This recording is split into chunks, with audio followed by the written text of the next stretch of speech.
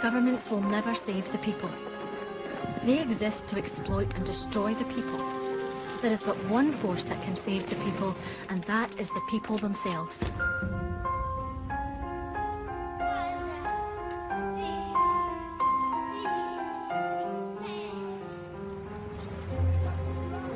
Anarchism, a century ago, the terrifying threat to world order. I suppose the standard image of the anarchist is somebody with a floppy hat, a large cloak, and either a violin case or a smoking bomb hidden behind a cape. You know, it's a music hall caricature, but that's not what anarchism is. Who's an anarchist? Well, you know, women seeking women's rights, working people seeking workers' rights. I think it's an unquenchable spirit. For a few brief months in Catalonia, 1936, history's only anarchist experiment flourished. Esa revolución fue completamente diferente de las otras, porque nació de abajo, del pueblo.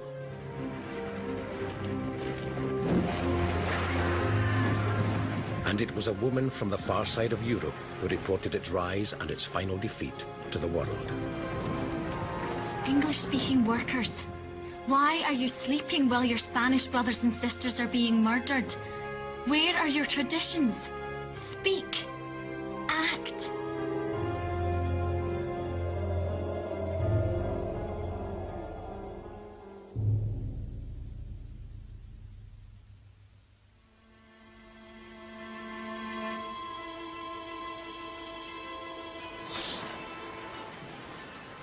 Ethel MacDonald was born in Bells Hill, west of Scotland, in 1910, the free-spirited daughter of a large working-class family. A laird, a boss, a rich man, a thief, a piper, a drummer, a silly little thief. When I was young, I made a 10.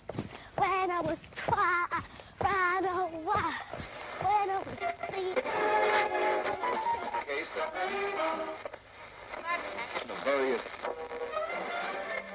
1914. The Great War begins, killing 8 million men, women and children. 1917. Bolshevik Revolution in Russia. 1918. Women in Britain win the right to vote, but only for those over 30. All efforts at compromise between the Trades Union Council and the government regarding the position in the coal fields have failed. 1926. General strike across Britain. 1927. 20,000 stormtroopers march at the German Nazi Congress in Nuremberg. 1929.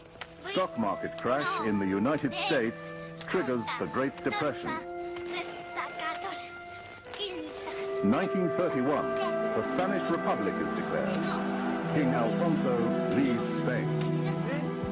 Barcelona, every town and hamlet fills the streets in one vast, delirious demonstration of delight to mark the birth of the Republic and their newly won... When I was 8 out 2nd Street, when I was 9 I could write all right. When I was 10, they gave me a pen. When I was young, I made a 10. When I was 12, I ran away. When I was 3,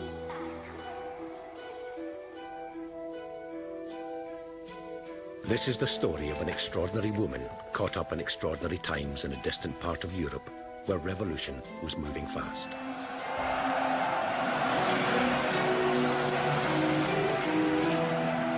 Spain is the place where the future of the world is being determined. It's not just another little local difficulty.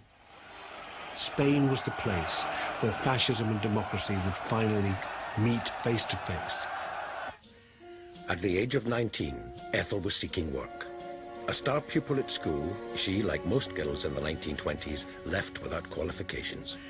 In the classroom, she was even more interested in politics than her lessons, joining the youth movement of the International Labour Party. Ethel was hardly alone in looking for a job. The Great Depression had Scotland and most of the developed world in its grip. British unemployment in 1933 exceeded 3 million. The women in Ethel's early life would have cooked and cleaned all day long for families of up to 10 children. Many took part-time work to eke out their men folks' paltry wages, cooking and cleaning again for the families of the rich.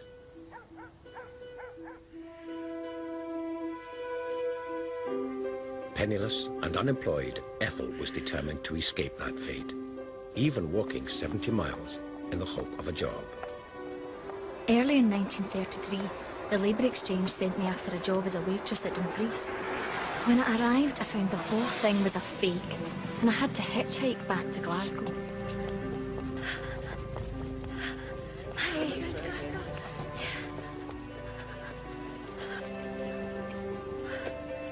Great. This wasn't the first time Ethel had been enraged by management and bureaucracy. In every job she had found, she quickly challenged conditions and payment. Back in Glasgow, she went immediately to an advice centre run by well-known political campaigner Guy Aldred.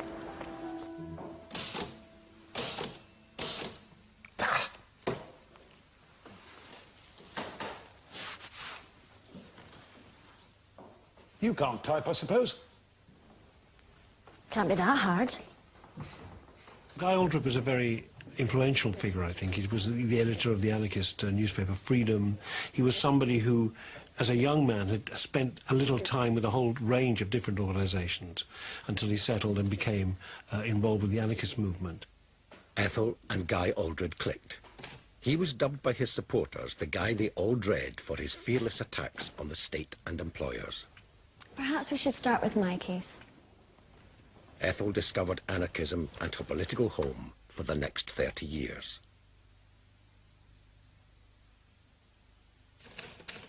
Guy assembled a small team of activists in his advice centre. Good morning. They often gave their services free of charge to the poor and distressed. As a result, they were poorer than those they helped. Guy Aldred, the Knickerbocker rebel, gave impassioned speeches on Glasgow Green, in law courts, and on every street corner defending the rights of the working man. He learned his trade as political speaker and provocateur in the turbulent London politics of the 1910s and 20s, adding his voice to socialists and communists in the public arena. Hello, citizens, men and women. I am taking advantage of this event to draw your attention. Finding an affinity with Glasgow's radical working class, Aldred had no faith in Parliament representing the interests of the poor. The issue then was free speech. The top of every radical's agenda was what to do about the rapid rise of right-wing movements throughout Europe. In 1922, the black shirts marched on Rome. King Victor Emmanuel looked on, while the fascists seized control of all Italy. Mussolini had become Europe's first totalitarian dictator in 1926, outlawing other political parties. In the whirlpool of Europe's politics, the scum was coming to the top. Even here, the first germs of the disease. In Britain, Oswald Mosley organised the British Union of Fascists. From the beer cellars of Munich came a new voice. A leader was in search of a people, and a people was in search of a leader. In Germany, Hitler became Chancellor in 1936, immediately setting about rearming the country and creating the SS. Democrats and radicals alike, the spectre of fascism was terrifying, and they knew that a final terrible showdown with the extreme right was inevitable.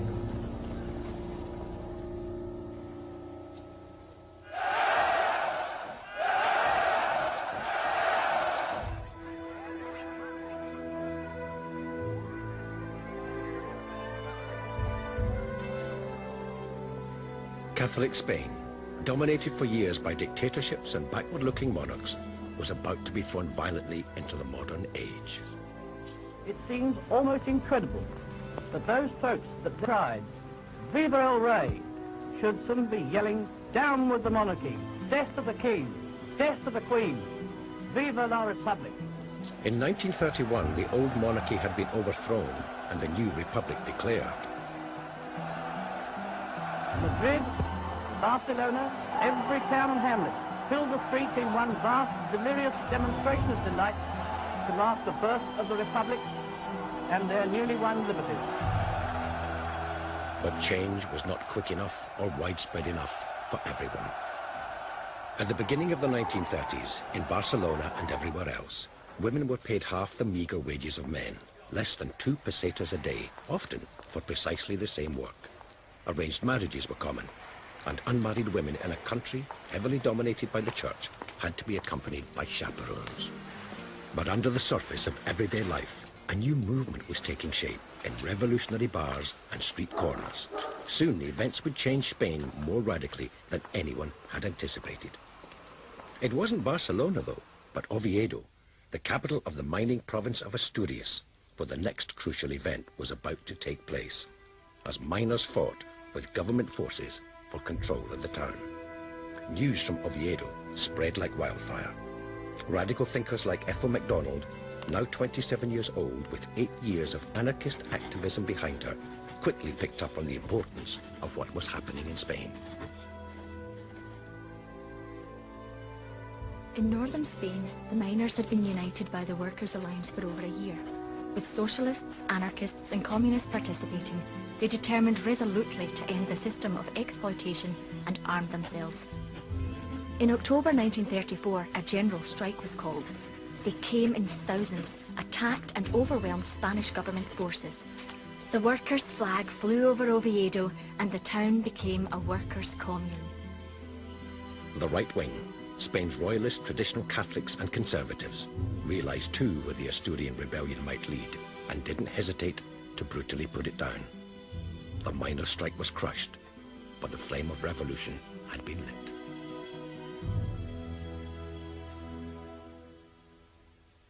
Spain is in the grip of an election. All parties have made their appeal to the people, and Barcelona has good reason to be satisfied with the result, a clear victory for the parties of the left. Things begin to accelerate in February of 1936, when a Republican government is elected on the same program it had been elected on 5 years before. But 5 years before, it had failed to fulfill most of its promises to bring about social change. It had promised land reform, and that had got diverted and not been fully implemented. It had promised trade union rights, and those rights had been driven back in the previous couple of years. It had promised secular education and limits on the power of the church. None of this had really been carried through. But elections in Spain don't blow over after a little mild cheering. Socialists and others, suppressed by the last government, no sooner hear the result than they start letting off steam. This time, the movement, the working class movement, the anarchist movements, the political movements decided that they wouldn't wait for it all to go through the proper channels, for it to be legislated and carried through legally. Instead, the initiative now was seized from below. The Spanish Democratic Republic was caught in the middle of two opposing forces. The army and the monarchists were losing patience. Socialists and anarchists gaining confidence. People across Spain began to choose sides. Between the 18th and 20th of July, the Spanish military rebelled against the Republican government. Generals, including Franco, struck at all the major centers simultaneously. Civil war in all its naked horror inflames the whole of Spain.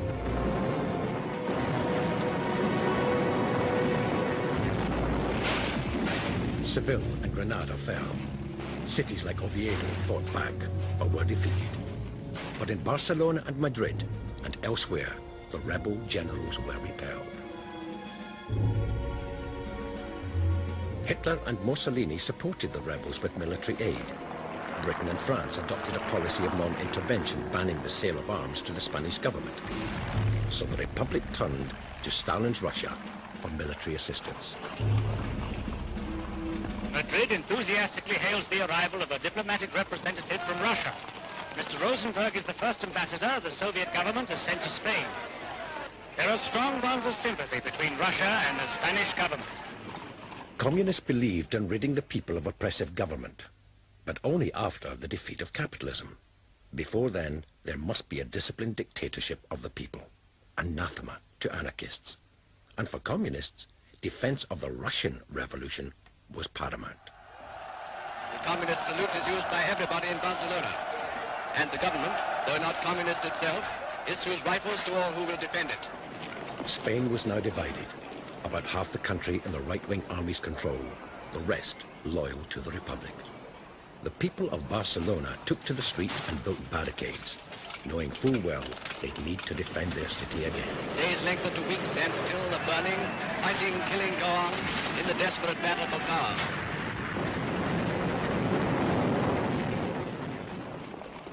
Radical thinkers and activists the world over were galvanized into action.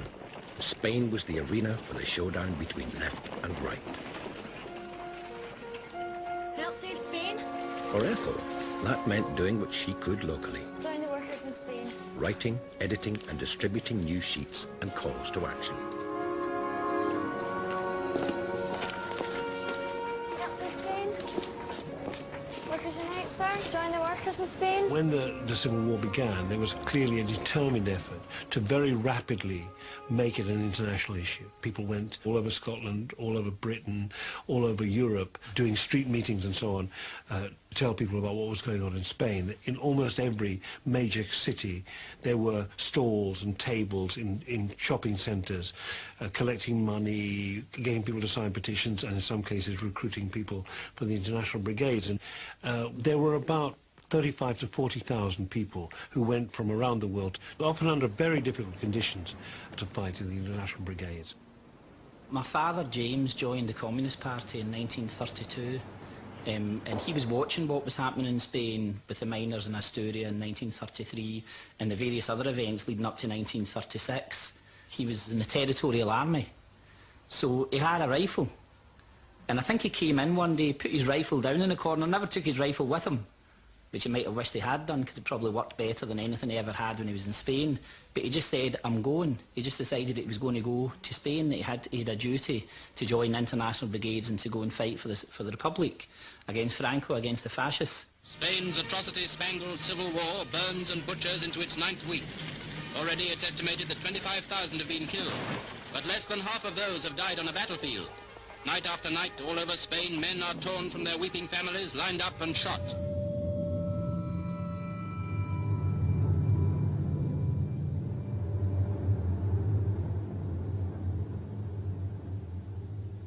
André Prud'homme, leading French anarchist, wrote to Guy Aldred from Barcelona, requesting an English-speaking journalist to inform the world of Catalonia's revolution. Well, we don't even have the funds for the bus journey out of town. Well, what an opportunity. With her writing and propaganda skills, Ethel was an obvious choice. Glasgow anarchists managed to raise funds to send her and her comrade, Jenny Patrick, to London, where sympathisers raised money to get them to Paris. The initiative for the International Brigades was largely Communist Party. The Communist Party internationally mobilised the International Brigades at a series of meetings around the world. From Paris, sympathisers' generosity got us to Perpignan. From there, we walked, hitchhiked and nearly starved our way to Barcelona. The anarchists also had their own network, and in fact they often, if you like, went by different underground railways and arrived by different routes. Come on. It was difficult because, for example, Britain and France were involved in non-intervention, and therefore it was actually, strictly speaking, illegal to go to Spain. There are people going to Spain who are virtually penniless. I mean, virtually penniless, and they're not giving up jobs to go to Spain, but they don't have degrees, and they're not journalists, and they're not tourists, and they're not travellers. My father talks about the journey, about leaving from George Square in double-decker buses and going down, and on the journey they seemed to have been well treated and things worked out okay until they got there. They did 6 weeks training and then thrown straight into battle. Literally the back of the truck opened, they went out, and that was them in the battle, and it was just absolute chaos and really quite disorganised. But I think it was a different kind of fighting. I mean, the Spanish Civil War, you have to think that there was something like Guernica, which was like Fallujah, the flattening of a place, and that kind of bombing. That was something that was part of a very modern warfare on the one hand. On the other hand, you had, I think, the last cavalry charge in modern military history.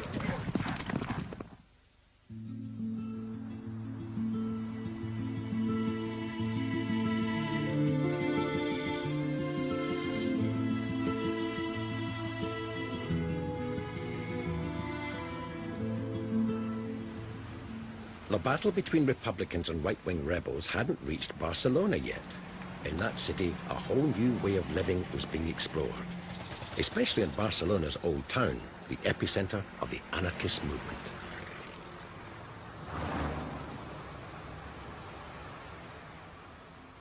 The Raval in Barcelona was, from the early 1920s onwards, and even before that, an area from which immigrant workers came from the rest of Spain. They tended to be illiterate, they tended to be very poor, but it was precisely there that the anarchists organized education, organized community organizations and so on. And really that was their base.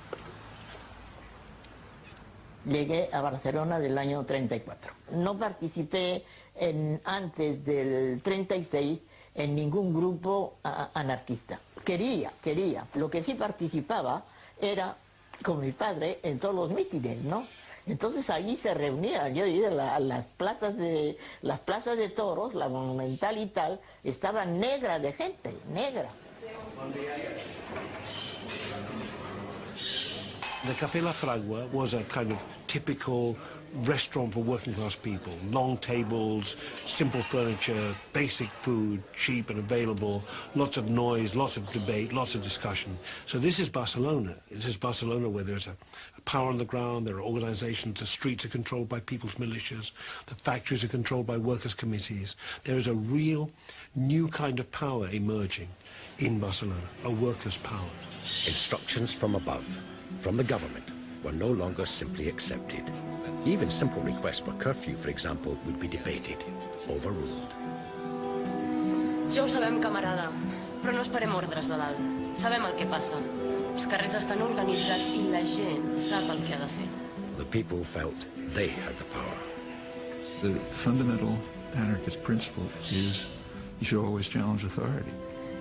And if it can't justify itself, which is usually the case, then you should work to dismantling it and creating a freer and more libertarian relationship among people. Nosotros defendimos al concepto humanista, a la lealtad, a la honestidad, a los principios que fueron básicos del anarquismo, de sacrificio más que de lucro. En fin de cuentas, de lo que se trata es de abrir brecha, de no someterse, de ser dignos, de ser hombre, de luchar por nuestra propia dignidad. Lo que aporte o no aporte, los que sigan o no sigan, pero yo creo que es la misión del hombre como la mujer, ¿no? De defender su dignidad, su derecho a ser, su libertad, colectiva e individualmente. It looks from the outside as if there was a spontaneous anarchist revolution in 1936, but it's really misleading. There was a long preparatory period just in the general population, in which the ideas, assumptions, the conceptions of how to run a more free society just became instilled in people.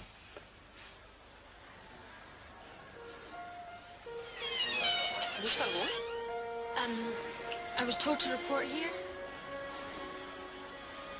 Qui és vostè? Andre Prudhomme sent me. Ethel had arrived in the most exciting place on earth at the time.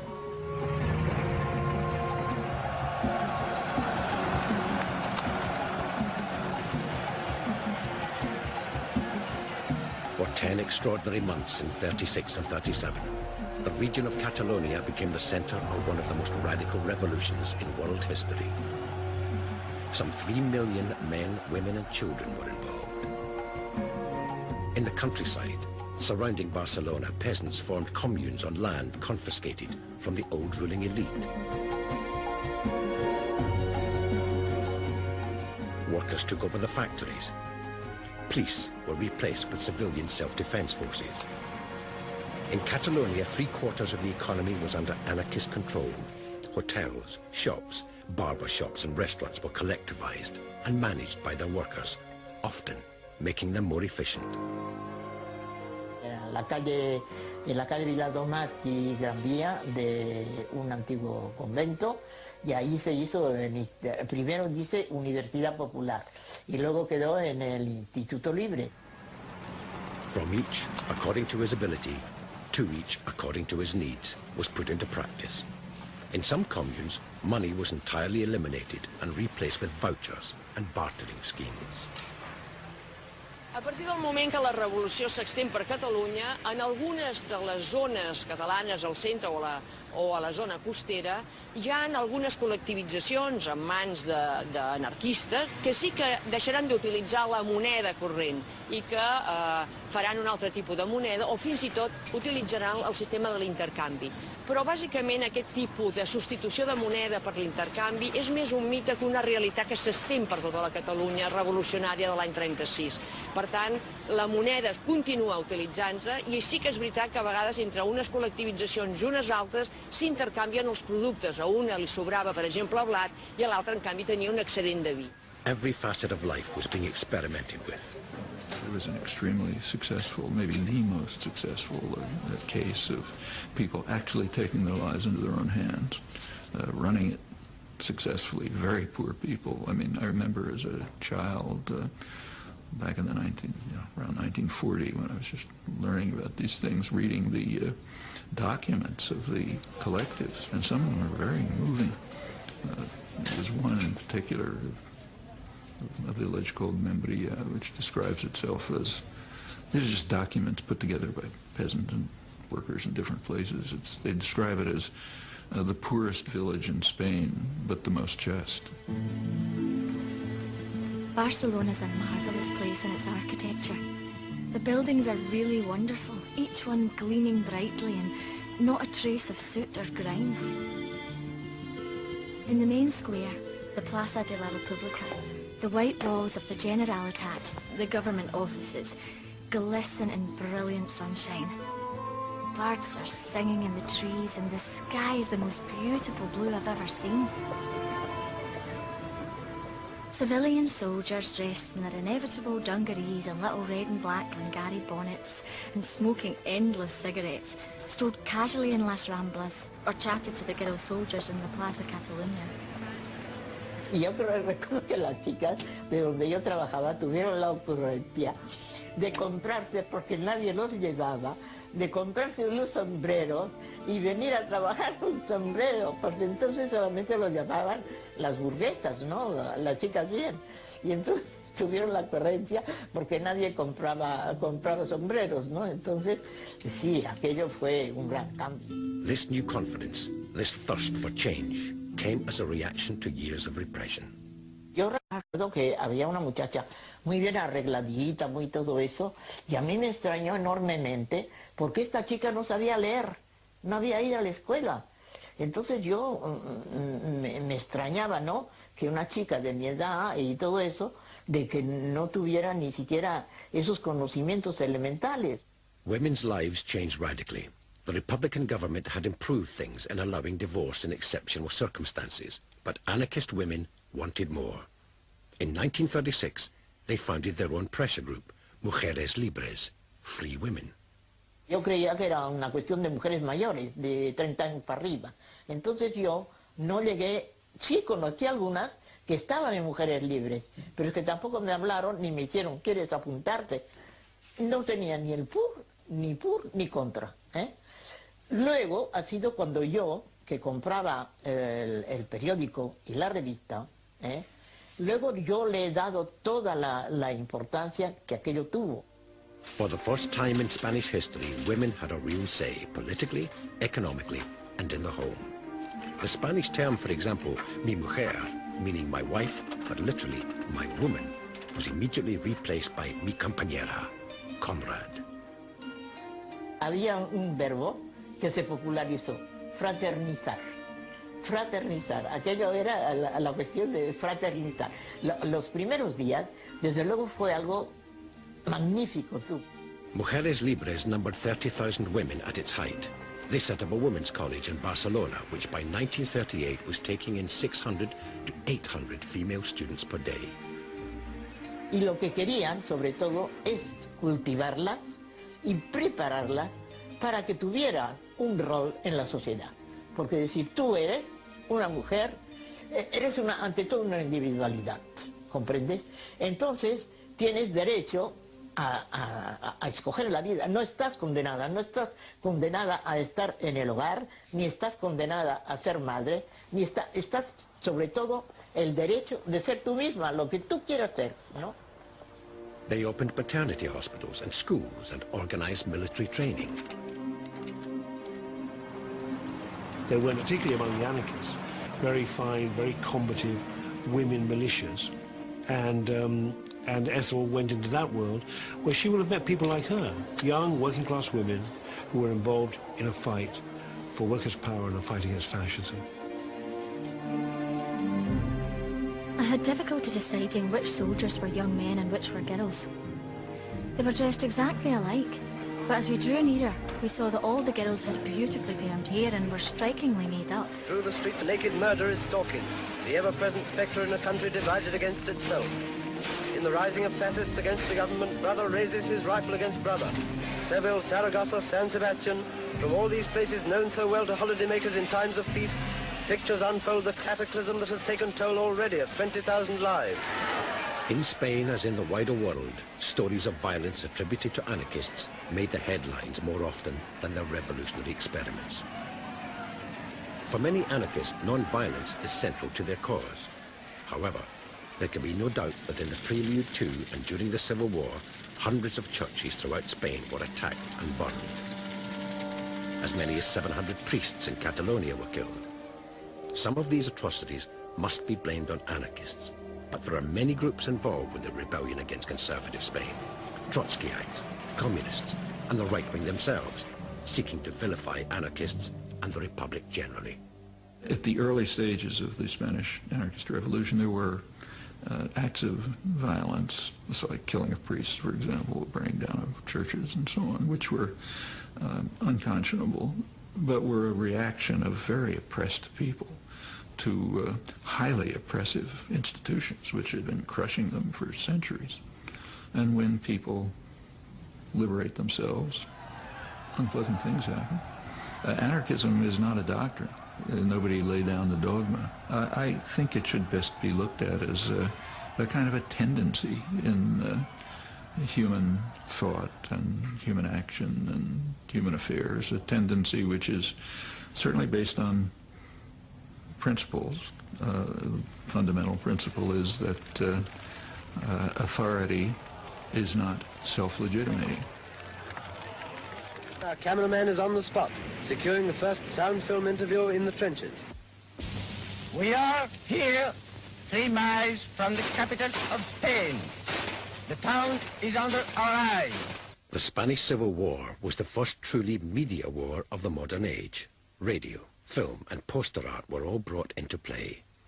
The walls of the city, said one observer, became an anti-fascist art gallery.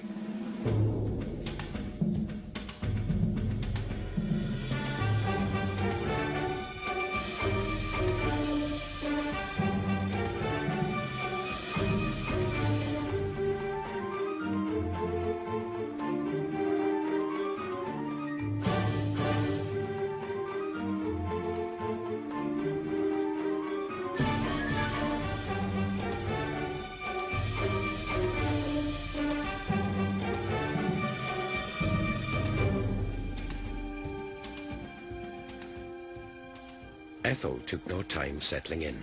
From the moment she arrived, she recorded, commented on, explained events in Spain generally, and Barcelona specifically. She sent her articles home to Guy Aldred to print in news sheets and pamphlets. Our victory is sure, because the Spanish proletariat has the will to conquer. The almost superhuman determination of the workers on July 19th, when they destroyed, without any preparation, the whole fascist army in Catalonia, will be repeated on the fronts of Andalusia and Aragon. From our cameraman in the vital northeast sector of the Spanish war front comes news that is no less important than the attack on the capital. For with the world's spotlights on the fight round Madrid, we're apt to forget that Catalonia and its capital Barcelona are by no means conquered. Day after day along a 100-mile front, these men hold the lines against fierce attacks by forces of Moors, used by General Franco as his main spearhead.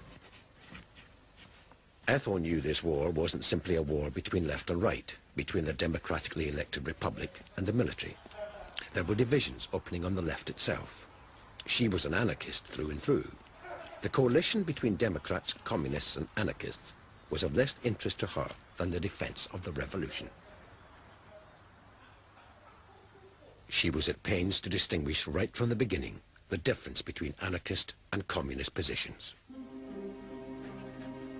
The Spanish worker wants the assistance of the world proletariat to end once and for all class differences and exploitation. According to the communist Santiago Carrillo, we are fighting for a democratic republic, for a democratic and parliamentary republic. It should be clearly understood that we, the anarchists, are not fighting for the democratic republic. We are fighting for the triumph of the proletarian revolution. The revolution and the war are inseparable. Without your British government's consent, these troops could never have been brought across the Mediterranean. Without your apathy, the Moorish troops would never have entered Spain. The anarchists were organized around the CNT, the National Workers' Confederation, the largest trade union in Catalonia. From within the CNT, the Iberian Anarchist Federation, the FAI, operated the political and campaigning arm of the movement. At this early stage, anarchists and communists were still working together, but the ideological and political differences were profound. At the start of the war, the Communist Party was very small. It probably had 3,000 members or so, compared with the hundreds of thousands who were in one way or another led by or influenced by the anarchists. They were small, but because they, if you like, because of the international connection, because of their connection with Russia, they had, if you like, an authority or a possible weight greater than their numbers. And therefore they went to the Republican government and offered their support, and in doing so, really they were kind of deploying the promise of Russian support too. Ethel wrote about everything. The progress of the front line, almost within hearing distance. The tensions between the factions. The work done in collectivized villages and factories. Living and working in a city on edge, waiting for a attack at any moment, was a rich source of material.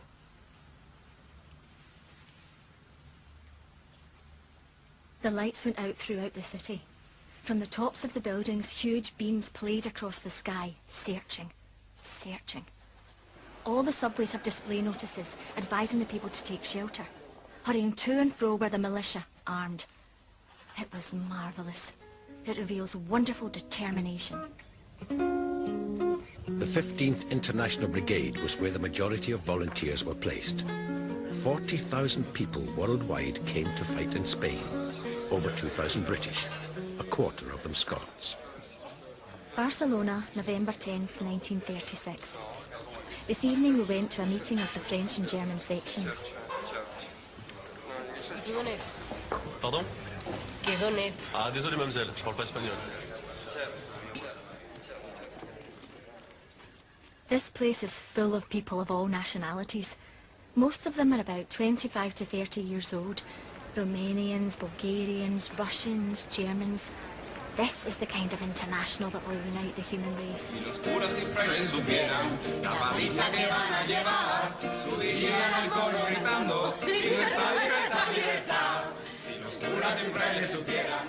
I hope I can pick up Spanish so that I can get a thorough knowledge of the international movement. All I can say is dos cafés con leche and salud.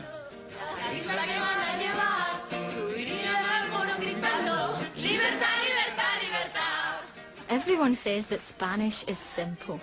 But to me, the pronunciation is like committing suicide. I almost trip over each word. Nothing depresses me so much as the fact that I don't understand what's being said, and I'm unable to ask exactly what I want. It gives me an inferiority complex.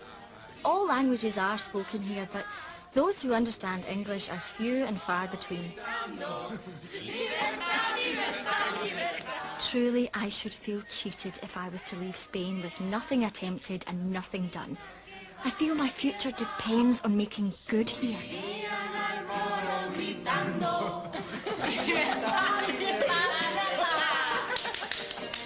I shall do great things when I'm back in Britain, but I want to achieve something here first.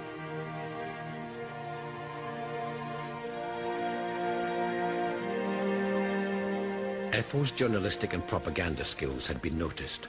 She was recognized as the right voice for Barcelona's anarchist radio station.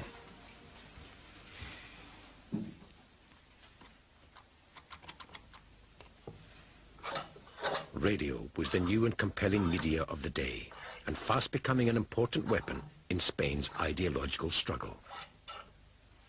As soon as Franco's rebels attacked, they began broadcasting propaganda, war news, claims of victory and other military information for public consumption.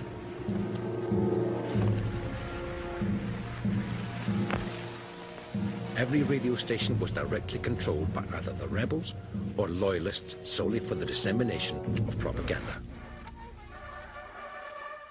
In Catalonia, the radio station was a crucial medium for volunteers from every country, English being the one language many of them had any knowledge of other than their own. 2, 1, dentro. Yesterday I went to a small place outside Barcelona called Sabadell. A group of young comrades have taken over a house, and there they have a school for mutual instruction. The FBI headquarters in Sabadell are in an old... I think it's an interesting thing to look at, the huge importance that radio had, and radio voices, and how enormously significant they were in building morale and mobilizing people for the resistance to fascism in Spain. They have definite ideas of action, not mere theory. Barcelona was the center of the revolutionary resistance, and her voice, her daily broadcasts, as part of the, of the kind of propaganda and political machine of the anarchists will have been important. Of course, the best-known radio voice of all was La Pasionaria, with her No Pasarán slogan. She spoke almost every day on the radio and became well known in Spain and beyond. Strange, really, because, in a sense, both these women came from similar backgrounds, working-class backgrounds, from kind of industrial areas. Very different, and yet, in a curious way, kind of occupying parallel roles, maybe, in Spain. Are you English-speaking workers prepared to let this tragic force, which means the rape of Spain, go on? If you are men and women, if you sense the class struggle, you will permit no ban on volunteers. Spain wants action. Action by the great democracy in every democratic country, action at home to defeat fascism, to aid the struggle of anti-fascist Spain. The English language is held by those who speak it to be the greatest language of freedom. To all who believe, therefore, the best of the English tongue, who hear it ringing in the accents of the martyrs, and not the callous, cynical tones of the persecutor and the judge, I address myself. I ask you again to make it the language of freedom. Let it vie with the Spanish tongue and the tongue of one-time revolutionary France. Let it speak to fascism, to Hitler, to Mussolini, and to Franco. Let the voice of the people of England, the voice of strangled freedom, be heard. In the wider world beyond, the radio brought living news of the momentous happenings in Spain. Her broadcasts reached as far afield as the USA. The common people of Spain sometimes battled with only their bare fists and walked heroically to their deaths to vanquish fascism. The ill-equipped and betrayed people were winning, so fascist Portugal, fascist Italy, fascist Germany stepped in, whilst France and Britain, especially Britain, played at democracy. Played at democracy, spoke non-intervention, and behind non-intervention assisted fascism and Franco.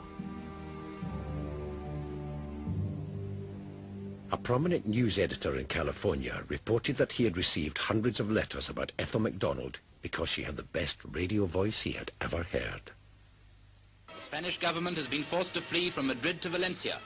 That, on the 114th day of the terrible civil war, was the news from Spain. And pouring into Valencia too come Madrid's children, speeding from the continuous danger of bombardment that hangs over the capital. As the fascist insurgency gained strength, tensions began to rise amongst those defending the Republic.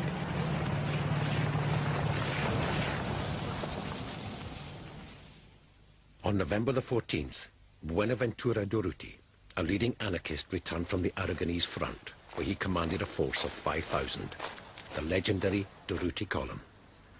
Ethel reported his sudden and mysterious death on the 19th of November, 1936. I was at the internment. The streets of Barcelona were packed. Durruti's dynamic integrity is a serious loss to the workers' struggle. Except for the fact that liberty does survive the death of its prophets and its warriors, one would wonder what would come of such a loss. His body rested all night in the hall of our headquarters. We honour his memory and the uniqueness of his energy and courage combined. Durruti was shot either by a sniper or accidentally by his own pistol. But in the heightened atmosphere of Barcelona at the time, his death provoked further division and rumour, even amongst anarchists themselves. Sobre la mort de Durruti hi ha encara una sèrie d'hipòtesis obertes. En concret n'hi ha 3. Una és que el van matar els propis anarquistes, sobretot els anarquistes més radicals, contraris a que la CNT formessin part dels governs. Una segona interpretació és que va ser assassinat pels comunistes, és a dir, pels que deien els contrarrevolucionaris, i la tercera és que se li va disparar la seva pistoleta que duia sempre penjada. The disagreements between the various Republican factions was becoming a problem. Anarchist leaders felt they needed to take action. With the fascist threat coming ever closer, the Madrid and Barcelona headquarters would soon be involved in fighting. Bé, els anarquistes durant aquells moments, a setembre del 36, estan rebent de part dels comunistes com una pluja enorme d'epítet, és a dir, tant els diuen que són uns salvatges, que són uns incontrolats, que perdrem la guerra per culpa dels anarquistes. Tota aquesta unió de coses i de forces fa que els dirigents anarquistes considerin que és necessari entrar en els governs. Intervenir en el govern significa anar en contra dels principis anarquistes, que no són, estan en contra de la política, en contra de l'Estat. With a report that Madrid is almost completely surrounded by General Franco's army, the center of government hopes in Spain is in Barcelona, probably the only city that isn't immediately threatened by attack. The relative peace that had allowed the Catalan experiment that Ethel had found so fascinating was nearing its end. There is trouble in Barcelona. At 3 p.m. on May 5th, 3 lorry loads of police made use of the siesta hour to launch an attack on the telephone exchange. They seized the ground floor without difficulty, but our comrades in the building barricaded the stairways and swept them with machine gun fire. The attack in May 1937 on the anarchist stronghold, the telephone exchange, came not from the fascists, but from the communist-backed government. For Stalin and for the communist movement worldwide, the key and prevailing concern was that there could be political alliances and understanding between Russia on the one hand and France and Britain, above all Britain, on the other, because Hitler was threatening Russia. So Stalin's vision of what was going on in Spain had less to do with Spain than the broader European situation, in which it became critical that Britain would support Stalin against Hitler. Crowds gathered outside the building, and the streets were filled with men and women crying, "To the barricades! To the barricades!"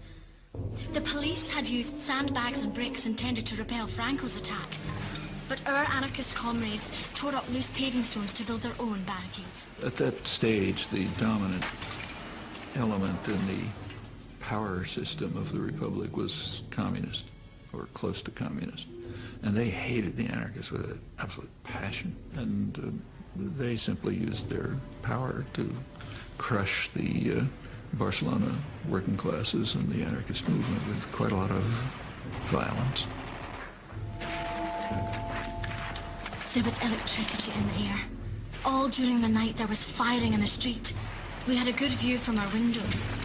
They wanted us to stay inside, but we left the building and made our way to the CNT headquarters. It begins with an argument about whether to have a May Day demonstration, and then on the 3rd of May, the head of security in the Catalan government and the Home Secretary in that government send troops to the telephone exchange in the Plaza de Catalunya in central Barcelona to drive out the trade unions who at that time are controlling the telephone exchange. The firing became terrific. The police were firing from their building and nearby houses, and the CNT were replying from inside their headquarters at the telephone exchange, which the anarchists had occupied. The gunfire crossed from the balconies over the Plaza Catalunya, from the Colón Hotel, the Socialist Party HQ. The noise is terrible. Already many have been killed and wounded. In a sense, the telephone exchange was very symbolic.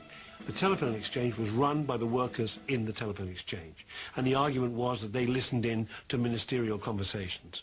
Now, you can imagine what mayhem that could cause if you actually heard what politicians say to each other. But more importantly than that, that was symbolic, really, of the extent to which workers' organizations still controlled things. So sending troops against the workers was a demonstration to the outside world that they would not allow a revolution to happen in Spain, with all the consequent repercussions with the rest of Europe. Però també hi ha una tercera manera de valorar el que va significar els fets de maig, i és que les minories més radicalitzades de la CNT-FAI s'oposaven a la direcció de la CNT-FAI i a la política que havien fet de col·laboració amb els governs. Per tant, tenim davant de nostra diverses possibilitats. Un punx comunista, un punx dels republicans, o bé les pròpies minories radicalitzades anarquistes que s'oposen als seus dirigents. But for the ordinary soldier, the political divisions weren't necessarily so obvious or clear-cut. The interesting thing is, I've never heard my father say anything about, you know, judging whether anarchists, POUM, the socialists and so on, were right or wrong. I mean, I think he was a member of the Communist Party, but he went there to fight Franco, and he went there because he did see this as a dress rehearsal for a greater, a larger struggle. En el taller donde yo trabajaba, ¿comprendes? No había problema porque unos se dieron del OGT y tal y cual. Es que no me sentí, es que no hubo problema en el seno del Comité de Control por el hecho de pertenecer a una organización u otra. In the midst of the street fighting, Ethel managed on May the 8th to get out one last dispatch from Barcelona. She sent it to Aldred, who published it in the Barcelona Bulletin on the 15th of May. We were preparing for attack. Men barricaded windows, women dragged out cases of ammunition, machine guns were mounted. We knew what was coming. I set out at 7. At that hour, Spanish women go to the market. Both sides, knowing this, look out for them and cease fire to allow them to move about. We mingled with these women, some of whom carried little white flags in their hands. We would slink along a street, hugging a wall. Sometimes firing went on above our heads, aimed at the windows, showers of plaster falling about our ears. This way, we eventually reached the Via Durutti.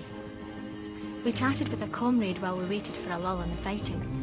5 minutes later, we saw him fall. This was our life for the next 3 days. We busied ourselves filling cartridges for the soldiers and preparing food for them. At mealtimes we felt that all the food was needed for them, and we had our meals in a little restaurant a few streets away that had remained open for us. At the barricades we watched the soldiers and police drag easy chairs out of nearby buildings and sit smoking till it was time to start firing again. They seemed to take things as coolly as that. We saw 12 comrades dragged from their car and shot. When the ambulance people tried to get to them, they were ordered back and told if they went to these men they would be fired upon. Our comrades did not want to kill people, and they withheld their fire as much as possible, contenting themselves with defence. Dead and wounded lay between the barricades, wrecked cars in every other street. Hardly a pane of glass was left in a window. All the street lamps were shattered. Walls were wrecked by bombs. As soon as the fighting stopped, wives and mothers hurried through the streets searching for their loved ones. The streets were filled with fear-stricken and frenzied women. A partir dels fets de maig, el que sí que queda clar és que la CNT-FAI ja no formarà part, fins al final de la guerra, en els governs ni de la Generalitat ni a Madrid. Però també significarà per als militants més radicals de la CNT-FAI un període molt negre. És el període d'empresonament, és el període d'assassinats, és el període de reclusió de 3.700 anarquistes en les presons i en els camps de treball que s'instal·len a Catalunya durant aquest període. Per tant, entrem en una etapa molt dura pels propis anarquistes. La conspiración ya venía de lejos y no eran solamente los comunistas, eran también, comprendes, todos que querían terminar con el POUM, y querían terminar también con la CNT. Acabaron, bueno, sí, con la revolución. For 4 days there is fighting, at the end of which the revolutionaries, the most radical, the most determined fighters against fascism, are arrested by their erstwhile allies and colleagues, jailed, in some cases tortured, in some cases killed. After the events of May 36, Ethel's voice was no longer heard on the airwaves, nor was there any news of what had become of her. A mesura que la guerra es va perdent, a mesura en que cada vegada més la república depèn del subministrament d'armament que procedeix, que ve de Moscou, la justícia republicana i la rereguarda republicana es militaritza. Què vol dir això? Vol dir que la república, davant d'aquesta situació tan tensa, el que fa és militaritzar tots els elements, és a dir, des de la justícia, passant pels tribunals, passant per les lleis, etc. I per tant la justícia passa a ser una justícia molt arbitrària. És a dir, els processos que es fan, aquí se'n diuen fotomatón, de justícia ràpida i expeditiva, i moltíssima gent anirà a parar a les presons i als camps de treball que s'instal·len sense les més mínimes garanties processals ni legals. Why they didn't arrest me immediately and have done with it, I couldn't work out. Later I discovered that they had already arrested so many British subjects that they were afraid to arrest me. Apart from making representations for other prisoners to the authorities, who hated me, there was little I could do. On several occasions, the assault guards raided the cafe looking for armed revolutionaries. I passed myself off as a wife of one or other of the men. It was nerve-wracking. On one occasion, a young lad slipped me 2 bombs on a kind of flapjack. The guards searched everyone, but missed me.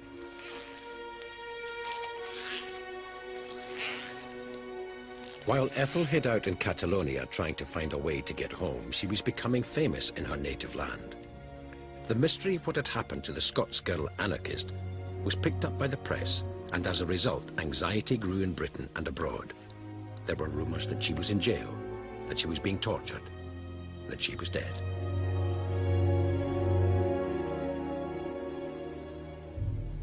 As I say. One night, at about 1 o'clock, there was a thunderous knocking at the door. Assault guards marched in and without a word of explanation, ransacked every corner and every cupboard.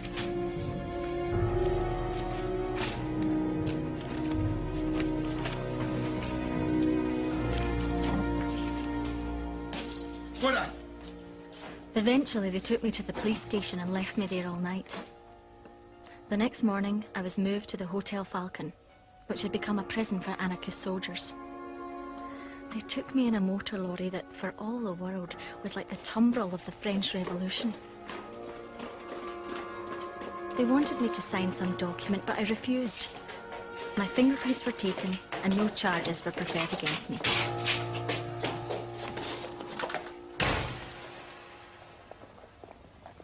The fate of volunteers missing in Spain attracted international criticism.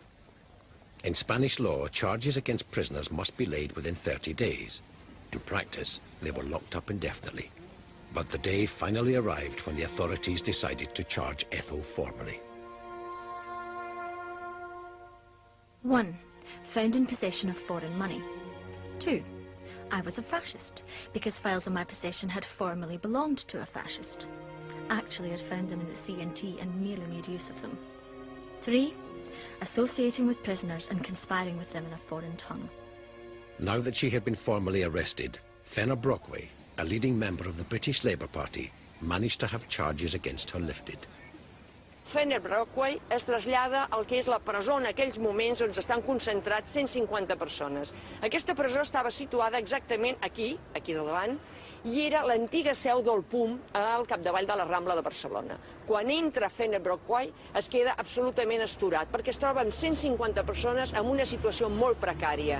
Només hi ha un lavabo, només hi ha una pica per rentar-se les mans, a més, només els hi reparteixen 2 menjars que són sopa i un trosset de pa al dia. Hi ha moltíssima gent molt malalta, amb polls, en una situació absolutament desastrosa. I sobretot pels brigadistes internacionals, que aproximadament hi havia uns 30, i que no tenen cap suport de les famílies que hi havia a Barcelona. Towards the French frontier, an endless procession of refugees winds on, driftwood on the seas of political passion, met by French guards who examine credentials and give out food. Citizens escaping the fighting south and west of Barcelona were flooding through Catalonia to get to the safety of France. The Republican Guard checked their papers at the border, so Ethel needed a visa to leave the country. The British consul told me that friends in Britain and America were preparing for my being allowed to leave the country. But I couldn't do that until I got a pass, and if I tried to get one, it would be an excuse for my arrest.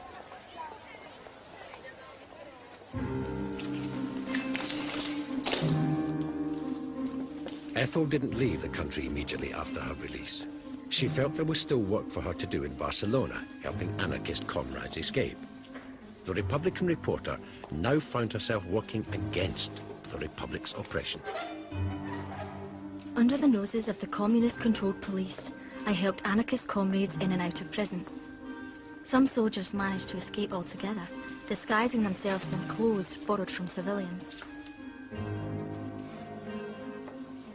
We approached the crew of foreign ships to beg secret passage for wanted men and women in danger.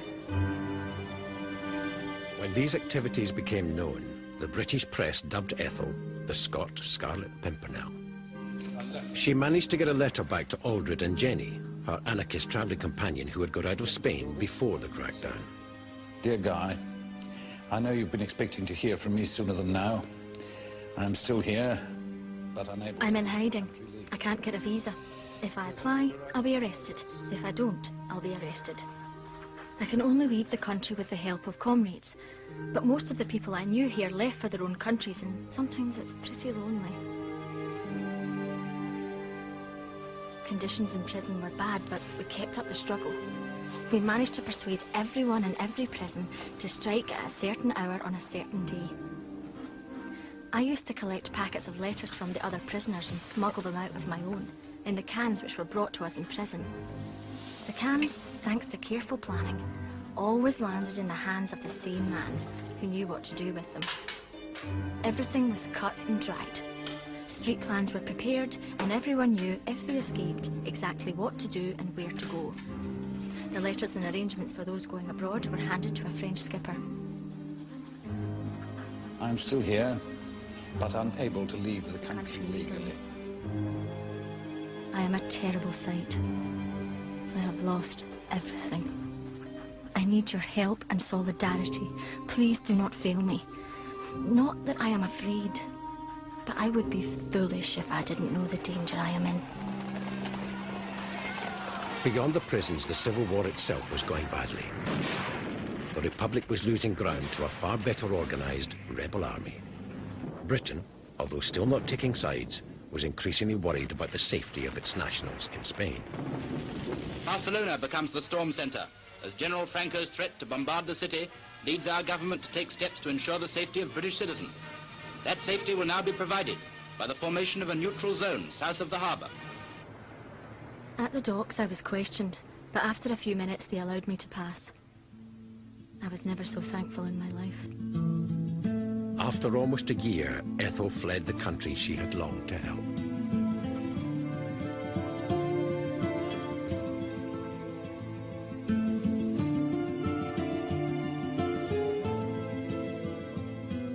Truly, I should feel cheated if I was to leave Spain with nothing attempted and nothing done. I feel my future depends on making good here.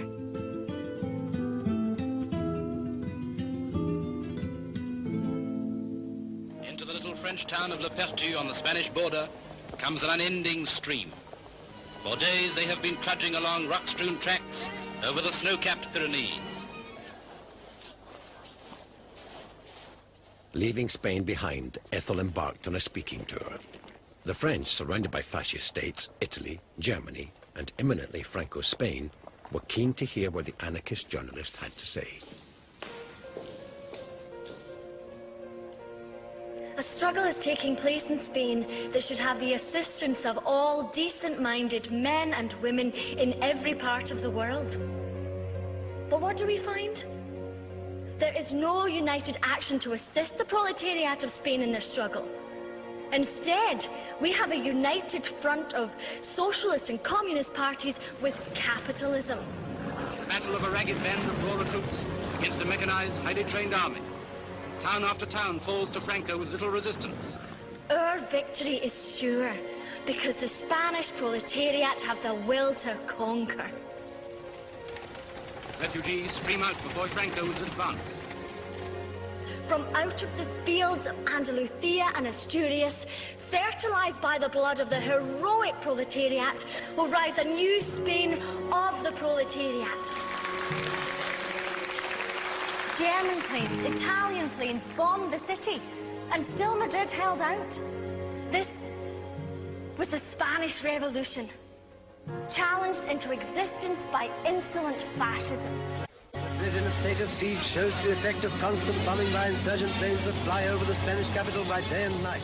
The workers of Spain rising to destroy Hitler, Mussolini and Franco. In an official statement by the mayor of Barcelona, he has announced that the city has been raided from the air 23 times. The Spanish workers are holding the pass. They cannot hold it forever. Will you not rally to their assistance? Madrid calls. Barcelona calls.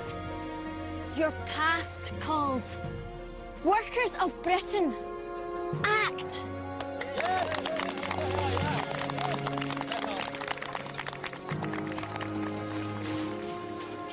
Anda, no me hables. Yo creo que lloré. Yo creo que lloré porque habían salido, me daba asco de ver porque al principio, cuando yo estaba trabajando en Solidaridad Obrera en la administración, y el martes, aquello fue tomado el jueves, y el martes el compañero administrador Nieves Núñez nos dice, eso está perdido, el que quiera marchar, sale un camión esa tarde, de ahí, de Solidaridad Obrera, ¿no? Entonces yo llego a casa y le digo, nos vamos, nos vamos. Mi papá estaba muy acabado físicamente. No tenía aún los 65 años, pero estaba muy acabado físicamente. Y mi papá dice, yo no me muevo. February the 27th, 1939. Britain and France recognized Franco's regime even before its final victory. March, Hitler and Mussolini lay down the foundations for their infamous Pact of Steel. April the 1st, the rebels proclaimed victory. Mi hermano había llevado a mi madre al cine los primeros días que entraron los nacionales, ¿eh? Y una vez quise ir yo. Dice, si vas a ir al cine vas a tener que levantar el brazo. Yo no voy a levantar el brazo en alto, ¿sabes? Y resulta que vamos al cine y evidentemente no estaba lleno, ¿no? Era un cine barriado bastante grande y mi madre se levantó y tenía la mano así y yo me daba risa, bueno, y me quedé sentada, no me levanté. Pues has de creer que no sé cuántas butacas, hileras de butacas había detrás de mí. Me vio toda la butaca, haga usted el favor de levantarse, si no me hubiera levantado me meten en la cárcel. Y allí, pues mira, y a mí me saltaron las lágrimas, yendo allí me saltaron las lágrimas. The new ruler of Spain rides into the city of his conquest. Behind him his Moors, his army lines the route. The Moors and the light tanks come first, then the Italian black shirt division. September 1939. Hitler invades Poland. The swastika spreads its curse over Europe, and Hitler has forced the world into a new war. There was a speculation to ask, what if the war in Spain had lasted that little bit longer? Would the Western powers then have been obliged to move in defence of the Republic, despite the fact that, for example, the British government, the people in the British government, were much more sympathetic to Franco and the fascists than they were to the Republic? If you take a look at the Spanish Civil War, it had two phases. The first phase was a joint effort in different ways by fascists, communists, and liberal democracies to crush this beast of freedom, free people running their own lives, seeking freedom and justice. That can't be tolerated. So they all collaborated in crushing that. And it was only kind of after that was taken care of that they went to war among each other in their own ways. Spain's civil war remained a fault line for the left throughout its bloody course and long after its conclusion. To this day, theorists and foot soldiers, members of political parties and individual thinkers tear apart, inspect, analyse and look again at the revolution in Catalonia. Now, it's quite right, absolutely right, that anarchists who feel they were betrayed by certain elements of the Communist Party or communist leadership in Spain, that they should feel angry. But at the same time, I think there's such a strong strand of anti-communism running through the 20th century, such a profound and deep strand, that I think there's still the risk of witch hunts.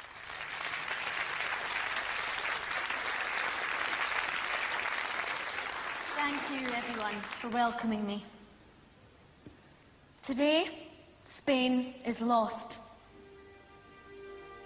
I went to Spain full of hopes and dreams. It promised to be utopia realised. I returned full of sadness, dulled by the tragedy I have seen. The aftermath, in many ways, was even more terrible than the war. More people died after the Civil War than died during the conflict, because what followed after the end of the war was repression, revenge for their defying Franco and the rebellion. Despite all the forces that stand in our way, working people of true heart and real bravery will continue to fight for justice and equality. The revolution will one day happen. The low rumble of an eruption beginning deep down will eventually burst. It may take a decade or less. It may take a century or more, but come it will. Whenever you have a period of an upsurge of activism, say the 1960s, or today for that matter, you find anarchist strains all over it.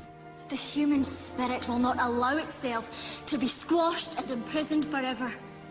I mean, 70 years after the Spanish Civil War, I look around the world and what I see is that, you know, the spirit of resistance and rebellion, the desire for change is as vibrant and real and immediate as ever it was. Capitalists, communists, no matter how they try to suppress us, the people will run out of patience with them. There are the beginnings, for the first time, of a real popular movement questioning the right of existence of corporations. I mean, those are the major institution of the 20th century. Capitalismo no se justifica a sí mismo, ni la ambición del dinero, ni la ambición del poder. Spain and the Spanish Civil War is part of the history of a living movement which rises and falls over time. Lo que queremos es avanzar. The resistance continues, the movement grows. It's a new movement, different faces, but the same spirit. Pese a lo que les pese, nuestra verdad la seguiremos diciendo y por eso existimos y por eso sigue existiendo otras organizaciones menos preponderantes que lo era antes, pero que siguen hablando en nombre de esa libertad y en nombre de esos ideales. No nos entierren, no hemos muerto. Hay juventud que continúa en la brecha.